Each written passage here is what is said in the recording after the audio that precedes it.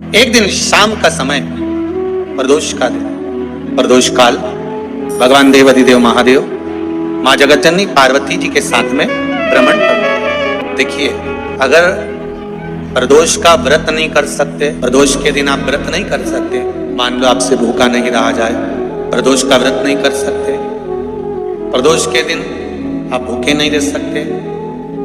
मंदिर भी नहीं जा सकते, दिया भी नहीं लगा सकते, तो शिव महापुराण की कथा कहती है कि प्रदोष के दिन, प्रदोष काल में अपने ही दरवाजे के पास देवाधिदेव महादेव का स्मरण कर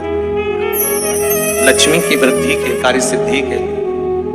संपदा को प्राप्त करने के लिए आप अपने ही दरवाजे के पास में एक दीप लगा सकते हैं। कौन से दिन? प्रदोष। उससे 1000 गुना शिवलिंग में बल की प्राप्ति होती है।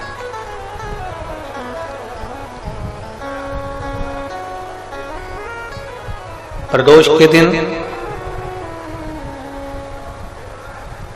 यदि आपको कहीं से शमी पत्र मिल जाए, प्रदोष के दिन यदि कहीं से आपको शमी पत्र मिल जाए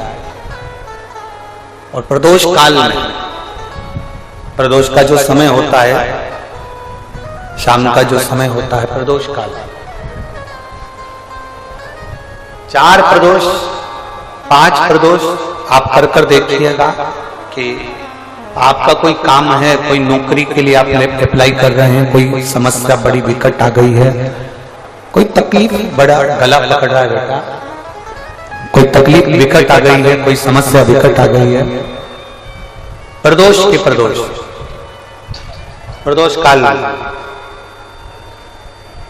अगर एक शमी पत्र भी आप घर के शिवलिंग को, अब ये करने के लिए आपको मंदिर पे शिवलिंग नहीं जाना, अपने घर में जो शिवलिंग, चाहे वो स्फटिक का हो, पारद का हो, कंकर शंकर का हो, लकड़ी का हो, जो शिवलिंग तुम्हारे घर में, कांच का हो, चाहे वो नर्मदा के कंकर का हो, नर्मदेश्वर हो,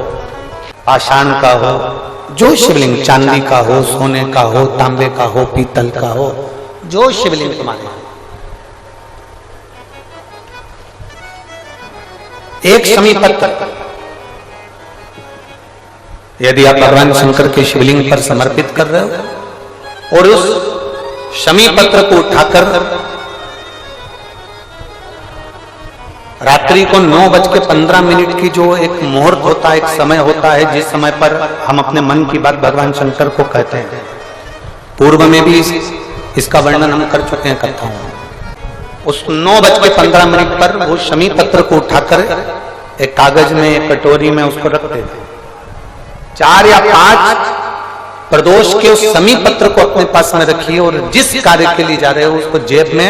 ऊपर के भाग में उसको रखकर लेकर जाइए, आपका वो कार्य सफल होकर ही रहेगा, रुक नहीं सकता। शमी पत्र में इतना बल होता है, प्रदोष का जो शमी पत्र होता है वो बड़ा बलवान होता है, बड़ा बल। किसी भी प्रदोष के दिन, प्रदोष काल में एक बार लगा दे, उसके बाद में अपनी कामना कर बेलपत्री, एक छोटा सा उपाय अवश्य करिएगा। अगर बच्चे कोई एग्जाम में बैठ रहे हैं या कंपटीशन एग्जाम है या नौकरी के लिए अप्लाई कर रहे हो, मान लो 4-6 महीने से बैठे हो, 8 महीने से बैठे हो, सर्विस नहीं है, नौकरी नहीं है, तो एक छोटा सा उपाय अवश्य करिएगा शिव महापुराण का। महाराज बेलपत्री के पेड़ के नीचे विराजमान होकर, बेलपत्री के पेड़ के नीचे जिसको नौकरी के लिए या एग्जाम में बैठ रहा है वो जल चढ़ाए, बेलपत्री के पेड़ के नीचे थोड़ा सा दूध चढ़ाए, फिर जल चढ़ाए और अपने राइट भाग में घी का दिया और अपने लेफ्ट भाग में तेल का दिया। किसी भी प्रदोष के दिन, प्रदोष काल में एक बार लगा दे, उसके बाद में अपनी कामना कर बेलपत्री के पेड़ के नीचे धोख लगाकर प्रणाम कर जाए और चले जाए इंटरव्यू के लिए, बाबा उत्तीर्ण करा ही देगा, नौकरी दिलाए। जिस दिन रविवार की प्रदोष पड़े उस दिन एक लाल वस्त्र में पीली सरसों रखकर और उसके अंतर्गत कुछ भी, एक या तो बमूल का कांटा ना मिले तो गुलाब का कांटा ही उसके अंतर्गत रख लीजिए। और मान लो कोई काम ऐसा है कि उसमें पैसा तुम्हारा आ ही नहीं रहा, बहुत घाटे पर घाटा जा रहा है, नुकसान बहुत हो रहा है और कोई काम हो ही नहीं रहा, तो तो महाराज जिस दिन रविवार की प्रदोष पड़े उस दिन एक लाल वस्त्र में पीली सरसों रखकर और उसके अंतर्गत कुछ भी एक या तो बमुल का कांटा ना मिले तो गुलाब का कांटा ही उसके अंतर्गत रख लीजिए और उसको शिव मंदिर का स्मरण कराकर शंकर भगवान का नाम लेकर रू भैरव, कौन सा भैरव है उसकी भी कथा भी आने वाली है। ये दारुक नाम के राक्षस का संहार करने के लिए जब माता अवतार लेगी तब शंकर भगवान बच्चे का रूप रखकर रोएंगे तो शिव जी का एक नाम होगा रू भैरव। ये भैरव कहां पर रहता है तो कहा ये शमशान में रहता है। कहां रहता है ये भैरव? शंकर का जो एक अवतार है रू भैरव, ये भैरव अवतार शमशान में रहता है। तो इस भैरव का काम क्या है तो कहा शमशान में शमशान की जो अग्नि होती है भले की ली लकड़ी रहे, भले उसमें कोई पदार्थ डाले ना डाले, थोड़ी देर में वो अग्नि रू आवाज हल्की सी, शमशान की जो अग्नि जलती है उसमें एक आवाज आती है। आप ऐसे कोई अग्नि जलाएंगे ना तो आवाज नहीं आएगी, ध्यान देना। हमारे शमशान में अगर जो लोग गए होंगे मुर्दा जलाने के लिए तो अगर वो एकांत में बैठेंगे तो उसमें से एक आवाज आती है रू रू। तो शिव पुराण कह रही है कि उस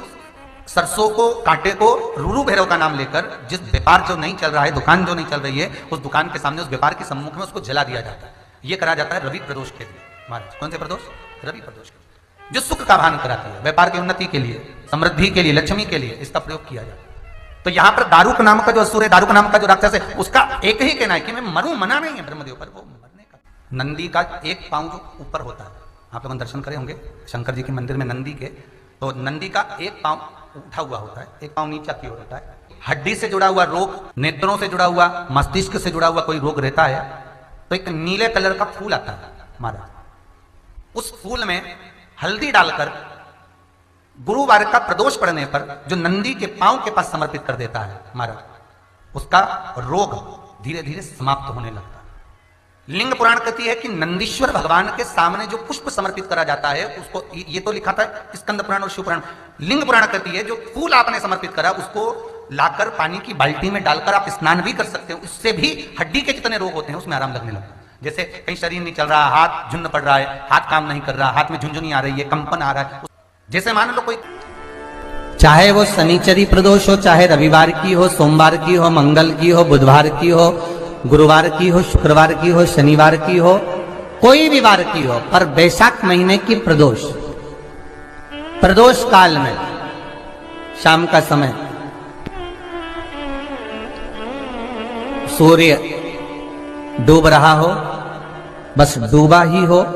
और उस समय पर सूर्य के डूबन के तुरंत बाद बाबा को धतूरे के साथ में बेलपत्री ना चढ़ाते हुए बेलपत्री के वृक्ष के 7 कांटे बाबा के शिवलिंग पर समर्पित करे जाते हैं महाराज, अपनी जिंदगी में अड़चनों को हटाने के लिए। फिर आप जिस व्यापार में उतरे, जिस व्यवसाय में उतरे, जिस नौकरी में उतरे, आप दिल से करें, आपको तरक्की मिलेगी। आप हार नहीं सकते, नीचे नहीं आ सकते, उन्नति पर ही चढ़ेंगे। प्रदोष। ये वीडियो आप लोगों को कैसी लगी है हमें कमेंट करके ज़रूर बताएं। वीडियो हमारी फुल वॉच करने के लिए आप सभी लोगों का बहुत बहुत धन्यवाद।